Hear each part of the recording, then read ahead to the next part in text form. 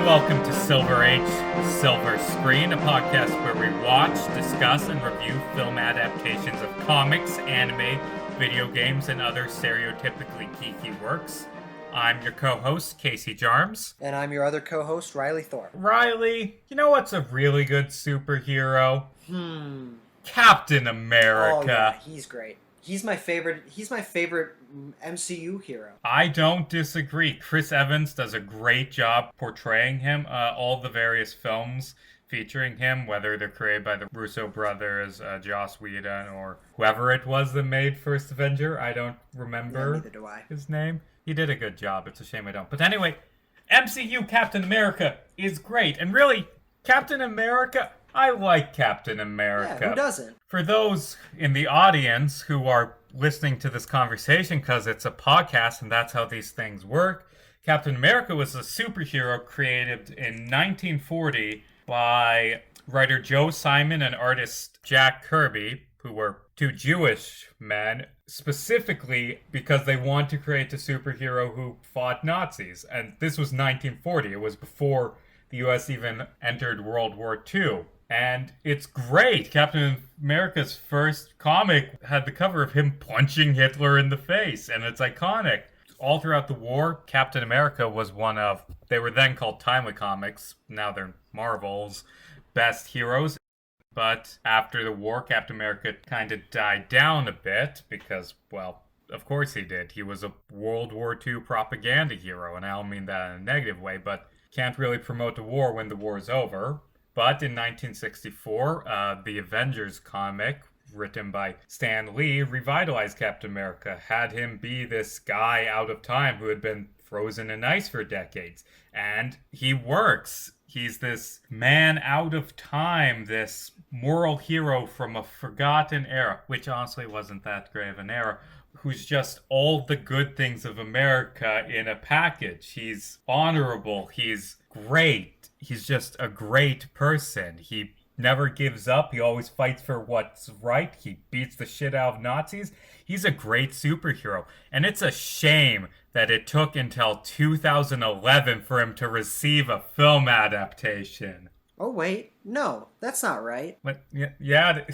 What, are you telling me that they made a Captain America movie as part of his 50th anniversary and only gave it a budget of $10 million, and it was really bad, and they didn't push it to theaters and instead released it on cable 2 years later? Is that what you're telling me? I think that's what I'm telling you, Casey. Oh god, that movie sounds awful. What, did they give him rubber ears and have him never do anything cool? That and so much more in the 1990 Captain America film. Yeah, let's just jump right into this. Actually, before we get into it, here's a thing that is just weird. We should talk about the guy who plays Captain America. He's no Chris Evans, but he tries his hardest, and really it's the film that's the problem. But have you ever read Catcher in the Rye? I have, but funny story about that. This is a little bit of a tangent. I read it and then immediately forgot everything about it. Yeah, I have a lot of feelings about it. It's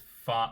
It's one of those books that's well written, but also kind of... Right, it's a classic in American literature. Why would you bring that up? Well, because it was written by a guy named J.D. Salinger. You may know him for being a recurring guest character on the show BoJack Horseman, host of Hollywood Celebrities. What do they know? Do they know things? Let's find out. Anyway, his son stars in this movie, and really... nothing about Matt Salinger's performance in this movie has anything to do with his father. It's just really interesting that there's that connection. He looks the part. He's a very tall, blonde hair, blue-eyed, good-looking man who's in shape. But beyond that, there's absolutely nothing about his character and how he portrayed this character that is Captain America. Yeah. Also, it's weird. I don't know if he has a slight lisp or something, but he pronounces words wrong. Did he? I didn't notice that. It was just slightly off. But anyway, let's get in. Let's start at this beginning. The beginning of this movie. This movie opens, weirdly enough, in Italy with a cold opening of Nazi scientists kidnapping and experimenting on a young boy by the name of Tadzio de Santis. and turning him into the Red Skull. And then it cuts to 7 years later in the middle of World War II, where the US military has found out that Nazi Germany is planning to launch an attack on the White House. And the only thing they can do is have this German scientist who, like, fled to the US. Her name is Vasily. It's weird that she isn't Ursine like in the comics, but whatever. And they have this Nazi scientist do the same experiment that created the Red Skull, this evil Nazi supervillain, but they do it on an American guy with polio named Steve Rogers. But right after the experiment, a Nazi shows up and just kills her. Like, it's such a cheesy scene how he walks into the base, shouts, "Hail Hitler," does the salute, then pulls out a gun and shoots someone, and everyone just stands by and watches. It's so cheesy.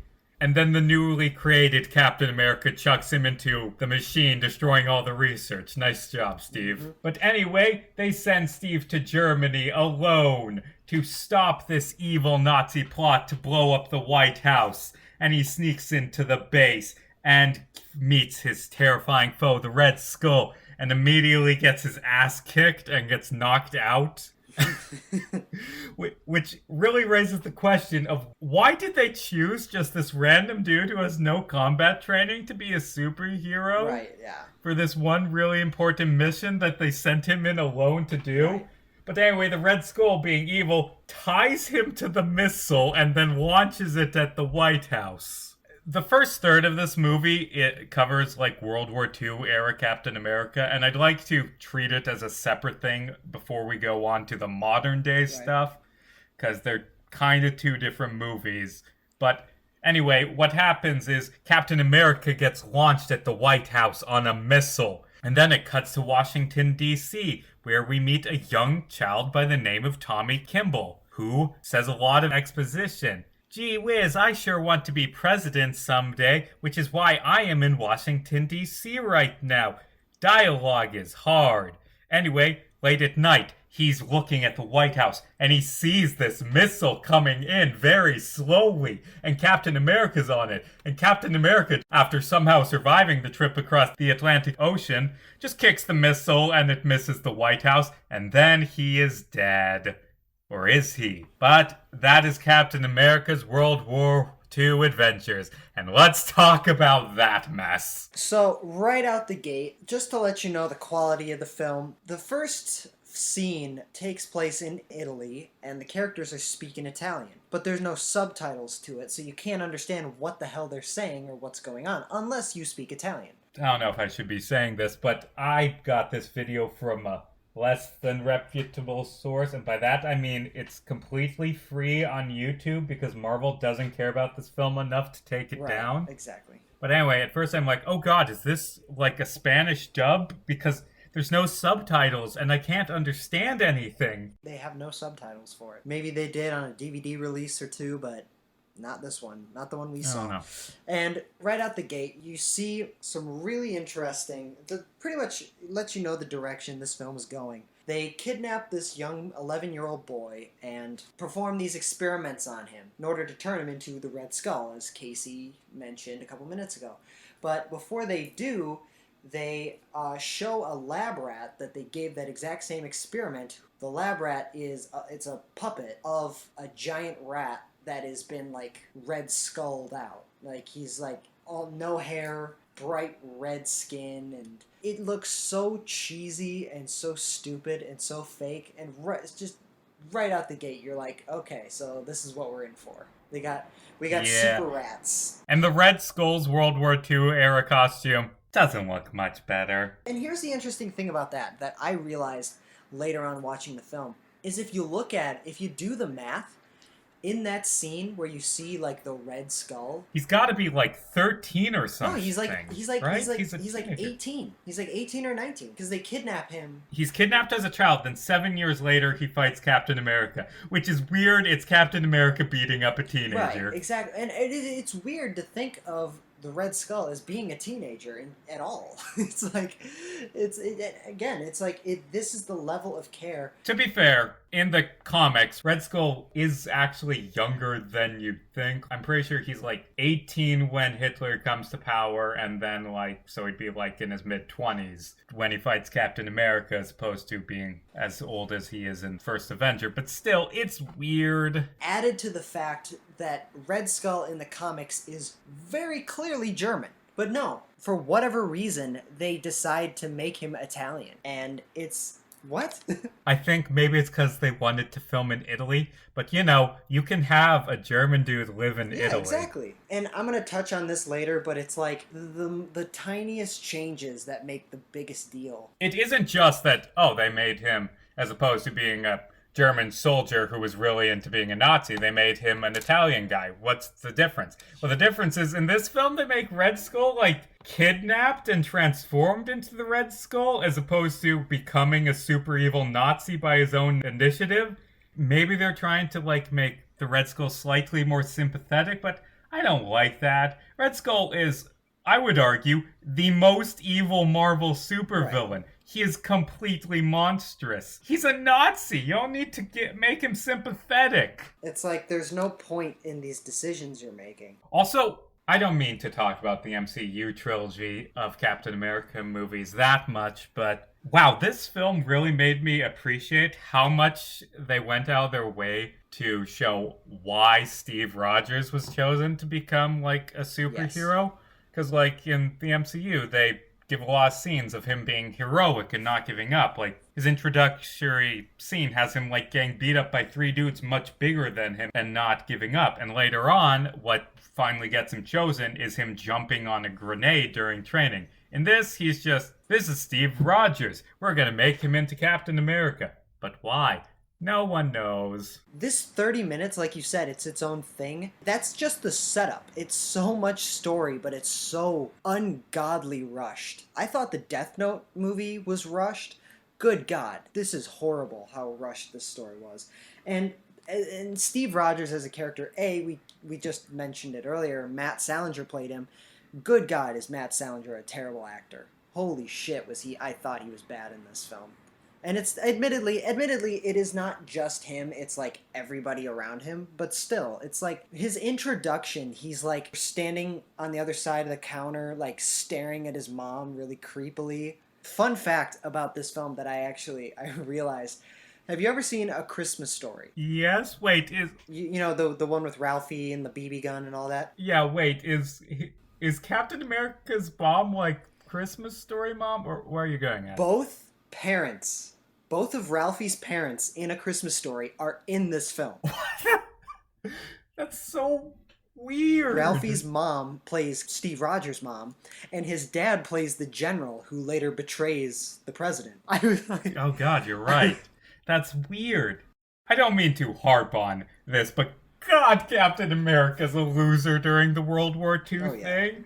He gets knocked out in his fight with Red Skull, and he only succeeds because the villain decided to do a James Bond thing and, instead of shooting him in the head while he was unconscious, tie him to the missile, and then he was able to kick the missile. I mean, I would argue that Captain America in this film is a loser no matter what, but, even in the modern day stuff, he's a loser, but... Because the whole thing about Captain America's origin is that he was a physically small person who had a lot of health problems, and due to the technology of the time, and special effects and all that, and the budget they had, it's they couldn't do the CGI stuff that they did to make Chris Evans look But they don't even have him, act and look weak. They give him a little bit of a limp, but that's it. It's not even addressed. It's you just see him limping. According to, the director, he has polio, but I don't think they say that. They don't. And they just say he's sickly, but also he's this big buff dude.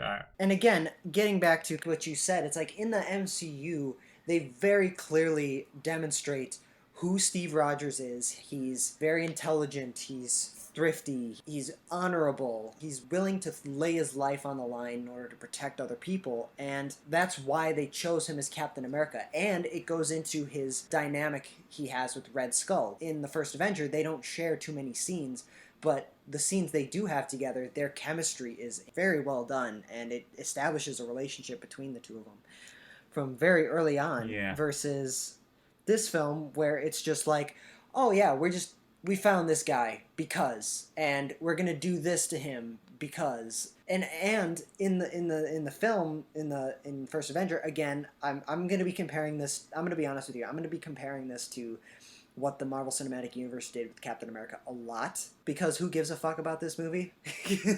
But seriously, they established that Captain America is a hero. He's like an idol. Overseas in the United States, they're like, oh man, like Captain America, he's actively overseas fighting in the war. In this film, he's like, oh, they sent him on a secret mission and he's just kind of a nobody. Yeah, he does one mission, arguably fails it, and is just forgotten. Like, it isn't this World War II hero's back, it's, oh, that dude was alive 50 years ago and is still alive. That's Yeah, cool. and only a few people know about him. Also, speaking of it being a covert mission, that doesn't really make much sense with the costume then. Why he wear Captain America costume? I mean, in the comics and MCU, it's because he's like this symbol that people look up to and cheer for. But in this, it's just this very cheesy rubber costume with wings coming out. And also because the helmet chafed Matt Salinger's ears, they just put rubber ears on the costume.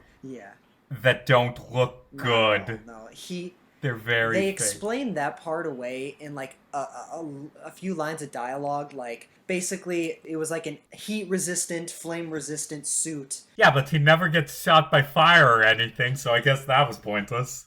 He also said, man, whoever designed this had no sense of fashion. You're right. No, they didn't. But acknowledging your flaws doesn't mean the flaws go away, you know? And part of this is because the film had bad budget, and we understand that. But we're still gonna make fun of it. You know what's worse than the costume, though? The shield. Oh my god. It is made out of plastic. It was a literal frisbee. Yes, It's clear. It's translucent at parts. Like, the light shines through it a few times. I'm like, it's like literally a millimeter thick. Less than a millimeter. Yes, it's so very clearly plastic and not metal. And also it makes a real whoosh sound when it flies through the air, which it's weird. It really defies the laws of physics. I mean, I know Captain America's shield is always kind of on the laws of physics, but at least they show it like bouncing and ricocheting usually. In this, it's just like a boomerang shield. I don't know. The concept of time means nothing in this film. Like, things will happen in such a short amount of time. Travel time, what's that? What is travel time? You know, like, Captain America will be on, like you said, on that rocket, headed right towards the White House, and then the very next, he deflects it and he goes back into the air, and then, like, the very next scene, he lands in Alaska, on the literal opposite side of the continent. Not the country, the continent. That journey should have taken a bit of time. He should probably been killed by the cold. Oh, yeah, absolutely. Also, if they knew where the Nazi base is, why then they just do a bombing Right, run? exactly. Something interesting I noticed is there was a Marvel reference to another character, the Human Torch. Yes, there's a scene. Not just that. Okay, to set this up, like, Child sees Captain America, and then we see him with his other child friend, and neither of them are the best actors. Anyway, discussing this, and he's like, who could that have been? Let's see, wasn't the Human Torch, wasn't Namor, which means that other Golden Age Marvel heroes exist, which is interesting. Oh, yeah. Very much so. It doesn't really go anywhere, but that's a neat little It's a cameo. neat Easter egg, is essentially what it is. Yeah. So, basically, everything that the first MCU Captain America film was, everything that happened, is the first 30 minutes of this film. Except for much worse. Except for much worse, exactly. And I'll touch upon that later, but I get having set up to a film and it coming across as kind of its own thing. I get it. Like, having a cold opening like that, I get it. But it's a third. It's not a cold opening when it's a third of the film, though. Yeah, exactly. Like, I get what they were going for, and it's so important and it's so rushed. Because it's like doing a cold opening. You can't have it be a third of your film. B, the point of a cold opening is that there's very little impact on the rest of the story. It's just kind of giving you a bit of information. but it's like they set up so much. Steve Rogers' character, his relationships, the world, his all of that. They just set up the entire story. So it's not a cold opening, it's the setup of the film. And it's so rushed and so terrible with horrible writing, bad acting, terrible special effects, horrible costuming, all of that. And there's a lot of ADR problems in this. Like, there'll be scenes where people will be walking towards the camera and their voice will be talking, but their mouths will not be moving at all. It happens multiple times in this film. It's like, oh my god. Realistically, this film did not have a big budget, as you mentioned, because comic book films that weren't based off of Batman and Superman were not considered the gold mine that they're considered today by any stretch of the imagination. And even at that point, the Superman franchise had been going downhill. The Batman franchise started going downhill. It's like... Batman would have gone downhill. Yeah, this was 1990 when this film was made. This film was in production at the same time as the Tim Burton Batman movie. Somehow... like just comparing the quality. Yeah. So my point is, Captain America was not nearly as popular of a character, coming from a studio that didn't have as much popular characters from it just in general, apart from maybe Spider-Man and the X-Men. But it's like Captain America, who gives a shit about that? It's like, so they gave it a bare bones budget and they just did as much as they could with it, but it just failed miserably. Had they gotten a good budget and talented people behind it, I think this could obviously it could have been so much better, and I can go into that later because I want to talk about the entire film. I will say that there are two good things I can say about the first third of this movie. Number one, there is one backstory change they make that actually works. Like I said, they butchered Red Skull's origin story. As opposed to him being just evil Nazi, they made him a dude forced into it. But they did add in the fact in this film that he was a failed prototype of Captain America. Mm-hmm. That's where this came from. It's also used in the MCU because it's a good idea of Red Skull's disfigurement and his strength being because he was an early attempt by Dr. Erskine to make Captain America. Yeah. I like that. That's something they got right. Exactly. And they do call back to that throughout the film. Like later on, Red Skull will be telling him, like, we're Red brothers. Skull calls Captain America brother a lot in a thick Italian accent. And at one point he just does it so much that Captain America shouts, "Stop calling me brother!" To be perfectly honest with you, I had no idea that that wasn't a part of Captain America's story. No, it's something that just seems so right and so thematically important. The MCU movie, like, does the serum brings out the good and the evil, and sort of symbolically, it disfigured Red Skull, not just because it was a prototype, but because he was evil. That's one of the only good things I can say about this film. The other good thing about the beginning, I think the first third is the best third of the movie. Oh yeah, I'd agree. When you compare it to the other two because thirds. At least something's happening. I think that's a good segue into the last hour of the film. First thing we see after Captain America gets frozen in ice is a bunch of newspaper headlines, like showing the passage of time. It shows the moon landing, it shows Nixon getting kicked out, it shows Vietnam, and throughout all this we see headlines about Tom Kimball, the little kid from before, growing up and becoming a war hero and a senator, and then finally becoming president. And then the next part of the movie opens with him giving a speech about his new environmental regulations. And actually, can I be honest? You know what the best part of this movie is? What? Tom Kimball. Tom Kimball is cooler than Captain America. Really is. This 60-year-old president environmentalist is cooler than Captain America. We'll get into him actually doing better action than Captain America later, but at the start, he gives a very good speech about how it will suck, maybe economically, to do environmental stuff, but it's essential for the future of our nation. It's hard medicine that we need to swallow. And, like, maybe it's just me being cynical about our current political climate, but I kind of wish I could vote for Tom Kimball. I think that yes, he does have a very good speech. However, his desire to see these new pro environmental policies to be passed was never set up ever. Like, his love for the environment never really like happened even as a kid. It's like it, and I get, because it jumps forward like 50 years, I completely get it, but still, it's still kind of out of nowhere. Fair enough. But anyway,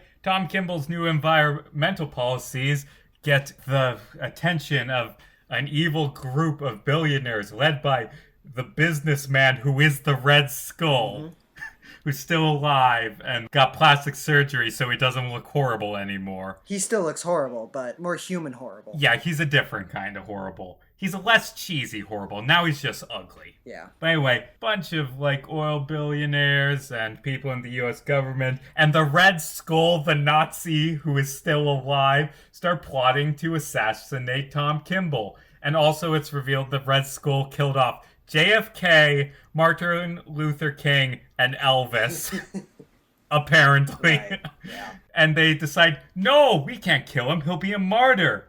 So we need to implant him with a magic brain chip that makes him be our puppet. That technology existed in the 90s. Oh yeah, the CIA had it. You ever heard of MK Ultra? That shit happened, dog. That wasn't brain chips. That was like brainwashing. That's not the same thing, Also, bro. MK Ultra is probably not real. Yeah, whatever.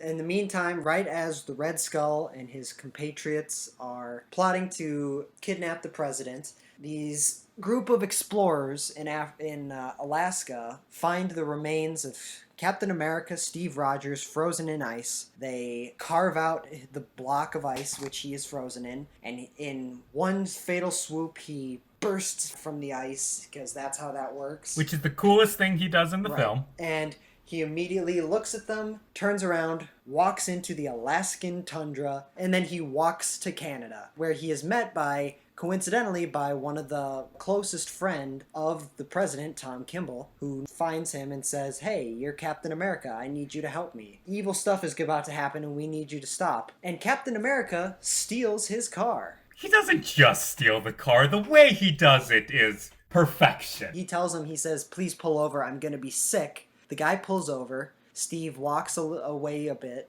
The guy gets out of his car after him, is like, hey, are you okay? And then Steve dukes around him, gets into the car, and drives away, leaving him behind. Again, Captain America is, he's an idiot, and he's a loser in this entire film. Not only does that actually happen, it happens multiple times throughout the film. He does it what? Yeah, they do it later when he's in Italy. Like, oh god, it's so dumb.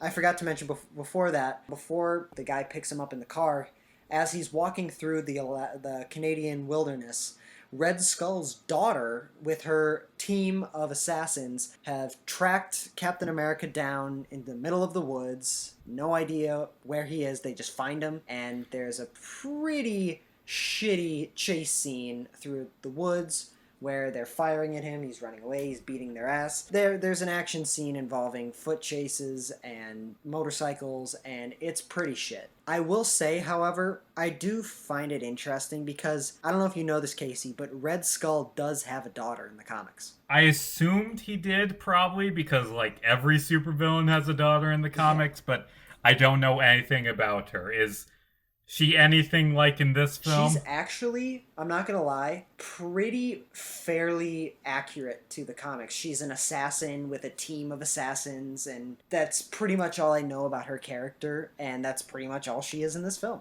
So, after he steals the guy's car, he drives all the way to California in no time whatsoever. Meanwhile, he's running around the beaches in the hot sun, still wearing his rubber Captain America outfit.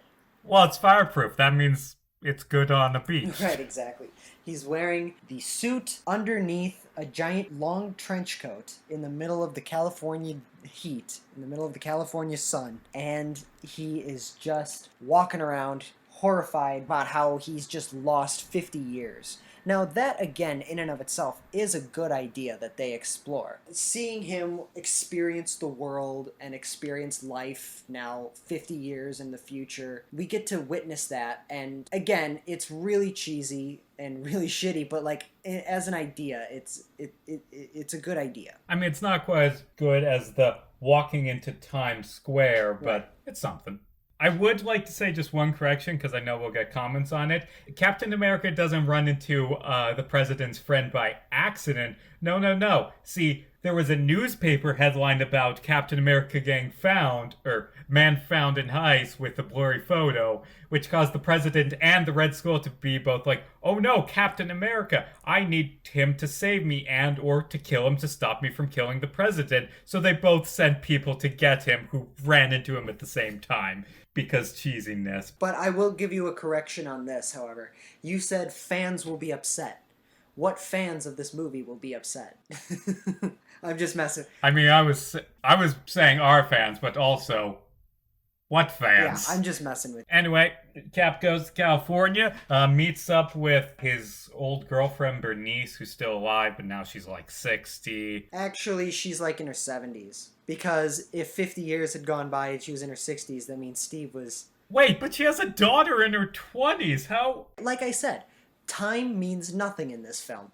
She's like, if you do the math, she's at least like 35, 40 years old. The daughter, Sharon. Like, Sharon Carter is at least. Or, I don't know if it's even Carter in the film, but it's Sharon. It's weird. It's weird. I believe her name would be Sharon Stewart. But something like that. Her name is Sharon, though, and Sharon is actually like a modern day love interest for Captain America. Yeah, like they combined a couple of Captain America's girlfriends together. We get the feeling of Peggy Carter because MCU did her, but Captain America had another Golden Age girlfriend named Bernice, Yeah. who this film takes the name from, and obviously Sharon Carter. Right, yes. Captain America's 90s girlfriend is the daughter of his World War II girlfriend, and they're played by the same actress, which is kind of.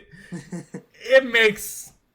And that's fine, but the way it happens in the film is kind of weird. It's like, I'm sorry I couldn't get to grow old with you, Bernice. I love you. Now I'm gonna go date your hot daughter who looks identical to you. Exactly. And if you do the math again, it's like Bernice is like in her 70s. And if you do the math, she should have a daughter who's like in her mid 30s maybe. But no, her daughter is like this hot 20-year-old who acts like a teenager and it still lives at home. And again, time means nothing. Can I be honest? In recapping this film, I'm kind of blanking on what happened next because this film, it's very dull. Right, exactly. Like, some Red Skull goons go to Bernice's house and kill a few people. Captain America goes to the old lab. There's this weird bit where Captain America needs to figure out Red Skull's real name because the Red Skull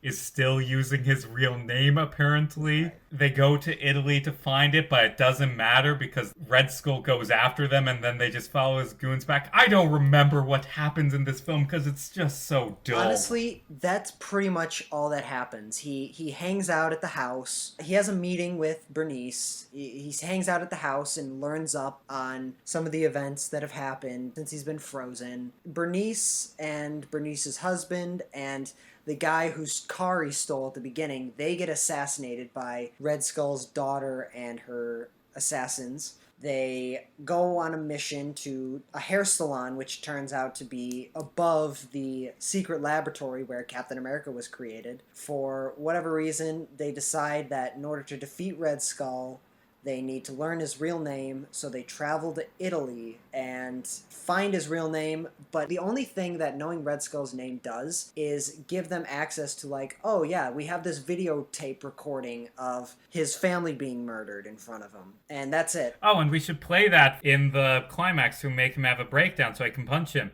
except for Red Skull just kind of ignores it. Pretty much all that happens the rest of the film is they're traveling through Italy, they're being hunted down by Red Skull's assassins. Sharon sacrifices herself and gets herself kidnapped in order to protect Steve Rogers, which is the dumbest scene ever. She tricks him into getting out of the car by using the same trick he does. by saying, I'm gonna get sick, get out the car. And then she knows that she's being followed by the Red Skull's goons, so she drives away and drives right to the assassins, who very well could have just said, hey, where's Steve Rogers? Oh, he's probably over on that hill over there. Let's go drive over there and get him. That's all they could have done. But no, they said, oh, we have his girlfriend. Let's just take her and, do whatever. But Also, for the audience at home, that is 3 stealing a car by pretending to get car scenes.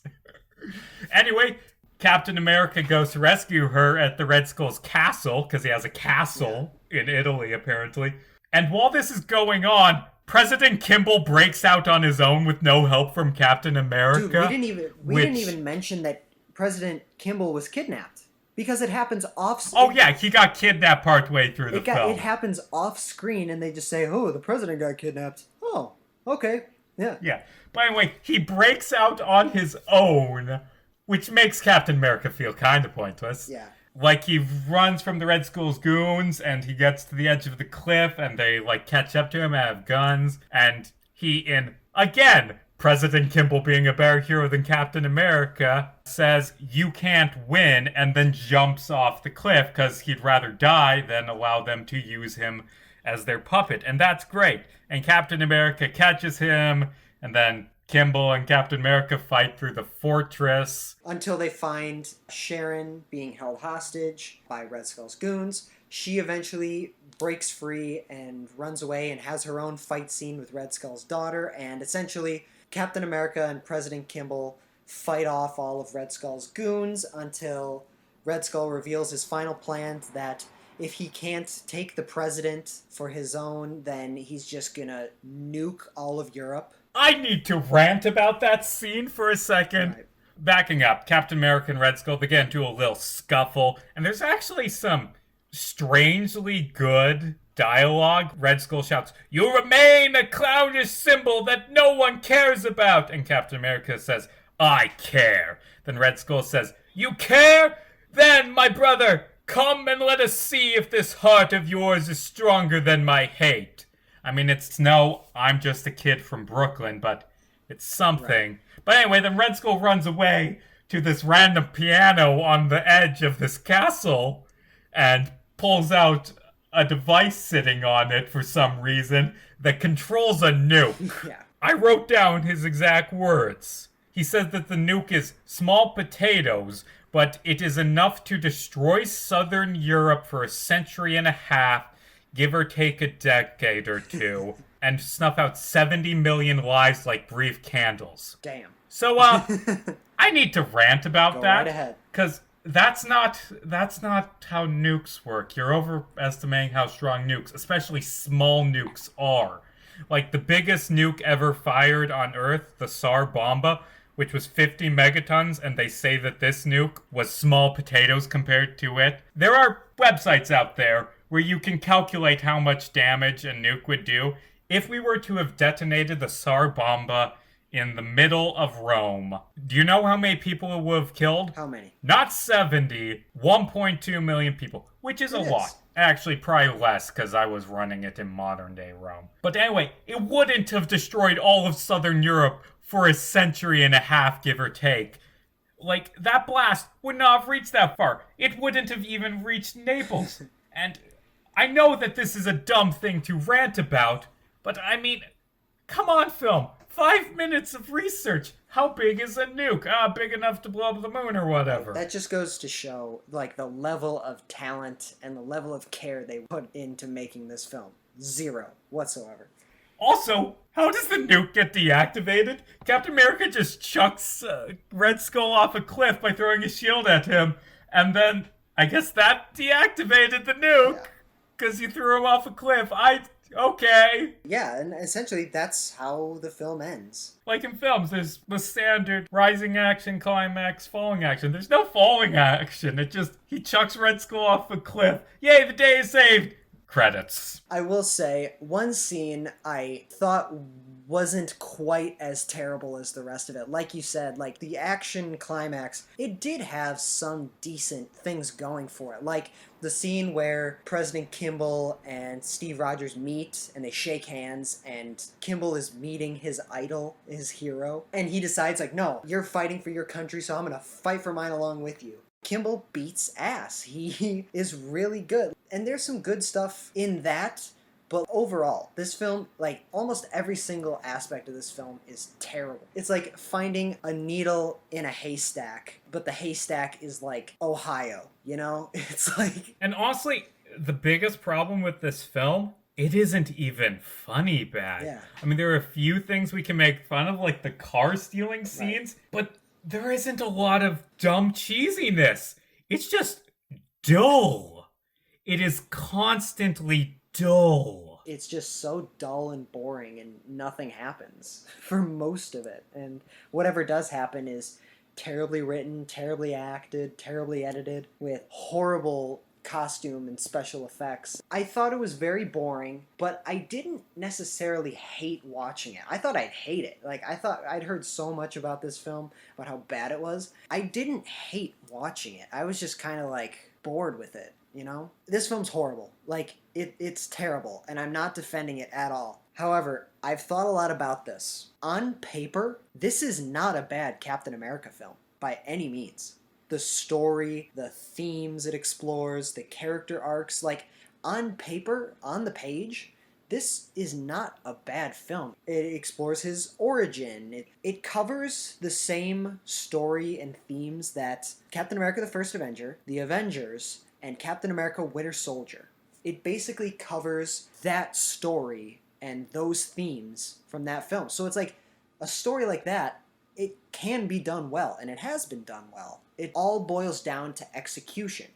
And the execution was god-awful. It's so bad. Like, in Captain America the First Avenger, we see his origin, who he is, why he wants to join the war, why he has such a chip on his shoulder, why they chose him to be Captain America, and how he's a symbol. And then it explores how he adjusts to coming back, having been in the ice for half a century. Like you said, being a soldier who has to continue the fight, being a man displaced out of time, having everything he knows and everything and everyone he knew and loved just being gone, having to make a whole new life for himself while still being the hero that everyone tries to strive towards. All of that was covered in the first 3 Captain America films in the MCU, or in the first 3 films Captain America was in the MCU. So in terms of story, this is not a bad Captain America story. And even some of the more stuff they take more liberties on, like President Kimball. President Kimball's whole involvement in this film is like, Captain America is a hero. He's an idol, and he inspires this man to fight for his country. This film's horrible in execution, but on paper, this is a pretty decent adaptation. It's a better adaptation than it is a movie. I mean, don't get me wrong, as an adaptation, it's not that good, but it's so much better of an adaptation than it is a film.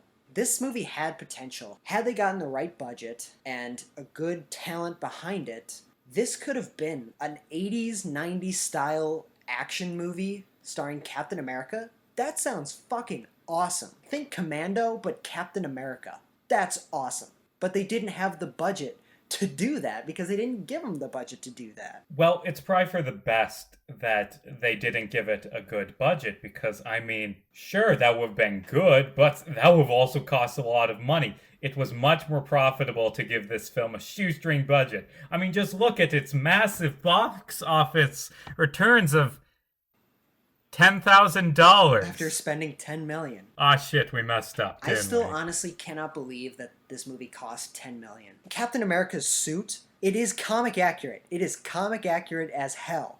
But good God, does it look heinous. And it looks uncomfortable to wear. It's like rubber, and you can see the seams moving. It was uncomfortable to wear. That's why they had to have the rubber ears. Like I said, the first 3 films with Captain America in them in the MCU, they had this story. They had similar themes, but they also had energy and good pacing and good talent. And Captain America was cool and did crazy, awesome Nazi beating up stuff Right. and throwing his shield and it taking out 3 dudes and like punching aliens and like taking out those dudes in the elevator. And there is not a single good action moment in this entire film. Not at all. It's just boring. There was a fight scene completely in a dark room. And I said to myself, I go, yep, budget was running low here.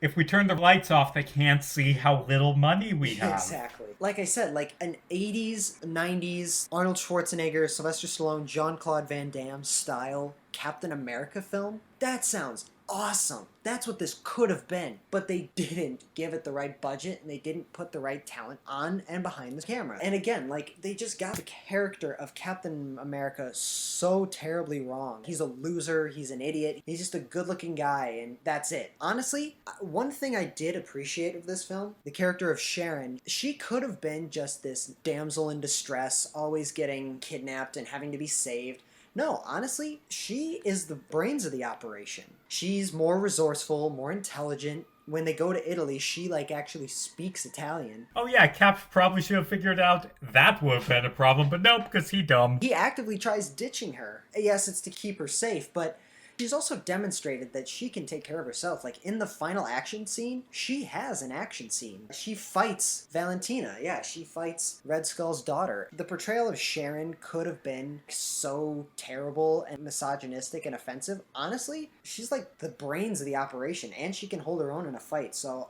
that I appreciated. It's really not good, though. No, it's not. When your main character is the 4th best character in the film. Behind a random woman. The President and the Red Skull, who, I mean, he's cheesy, but cheesy over-the-top villains are better than bland heroes, I guess. Right. What did you think of the portrayal of Red Skull? I don't like making him not a Nazi, but other than that, he's all right. The makeup of Red Skull in that one scene where he is actually have a red skull, the makeup looks horrible. Then later on in the movie, he's gotten plastic surgery. But he still has the scars. Right. I think that's a good balance for if they couldn't make him look as good as, like, Hugo Weaving doesn't. He didn't look terrible as a more human version of Red Skull later on. I mean, it didn't look great, not gonna lie, but it didn't look as bad as it could have, I guess. It didn't look as bad as the Red Skull. When I heard Red Skull speaking, my first thought was his voice sounds exactly like this character in Star Wars: The Clone Wars called Senator Lot Dodd.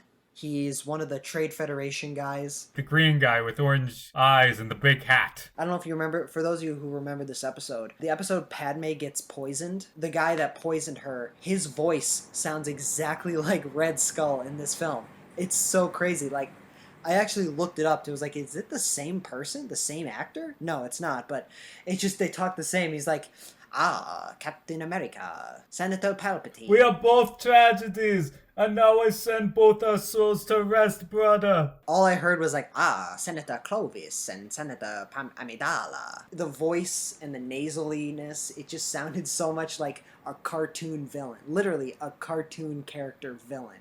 Captain America, he doesn't feel like a superhero. He's just kind of a guy who was given this power for no reason other than, why not? Wait, what power?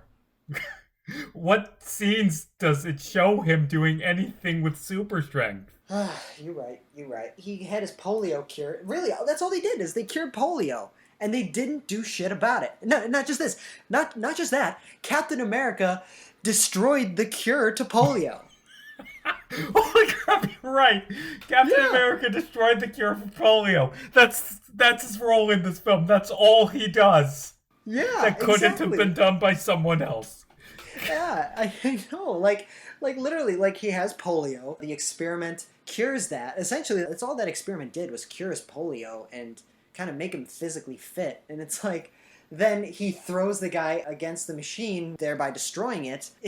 Captain America destroyed the cure to polio. You're a dick, Captain America. Yeah, I know. Fucking hell. He doesn't even feel like a hero. Not even a superhero. He just doesn't feel like a hero. It just seems like a guy, a dumb loser, out of his element. And yeah, he's good in a fight, but like, it's just, I don't know. This movie, in pretty much every aspect of it, it's terrible. But I will give it this. At least it is kind of trying to be faithful adaptation. I suppose. The story, the themes, even the costume, it's like they tried to make it comic accurate. The problem is there's trying and then there's succeeding. There was once a guy in the early 20th century who designed a suit to allow him to float safely to the ground after he jumped off the Eiffel Tower. There's trying and then there's succeeding, okay? That man died. Like, there's trying and then there's succeeding. And they failed miserably. So, on a scale from 1 to 10, how would you rate the 1990s Captain America movie? Honestly, I'm going to give it a 1 because it's horrible in pretty much every aspect of it. But like I said, there was potential here. They tried. There was actual, like, potential here. It's just everything, the execution squandered it and did it so terribly. So I'm going to give it a 1. What I have written down is 4, and now I feel that that's too high. Yeah, but yeah, honestly, I'm going to give it a 4. Okay, that's fine. I mean, you have a bit more lighter of a scale than I do, so. For reference, I would give Birdemic a 2. Like, a 1 to me would be a film that just is an insult, like a birth of the nation type thing. But yeah, I give this a 4, which means it's 2 points better than Birdemic. I didn't hate watching this like I expected I would. It's just bland, boring, rushed, writing, acting, directing, editing, special effects, all of it terrible. There are good ideas in terms of comic accuracy, but it's just not good. Honestly, and it's not unwatchable. Like I said, it strikes me as the type of film that would have like a cult following, but like it's still really boring in that, so I don't really see it having much of one. If you want to see this film done well, watch Captain America: The First Avenger. Watch First Avenger, The Avengers, and Winter Soldier. They're basically this story done immaculately in comparison to what this film is. And while you're at it, watch some other MCU movies, because even the worst MCU movies are so good compared to this. There's a reason why they're at movie number 23. They make good films. Yeah. And they know what they're doing. Unlike the people that made this film. Riley, where can they find you? You guys can find me on TikTok and Instagram at Riley James Thorpe. And you can find me on YouTube at Riley Thorpe. Also, check out the First Mag Train Out of Cleveland and other short stories available now on Amazon. It's a collection of sci-fi short stories I wrote. Ebooks only a few bucks. Go buy it. We'll be next week, assuming neither of us get car sickness. Next episode, we'll be discussing our ideas for how to make a movie about a team of villains a la Suicide Squad or the Thunderbolts. Anyway, as always, I'm Casey Jarms. And I'm Riley Thorpe. And hey, it's just a movie. Don't lose your head about it, especially not to a ladder.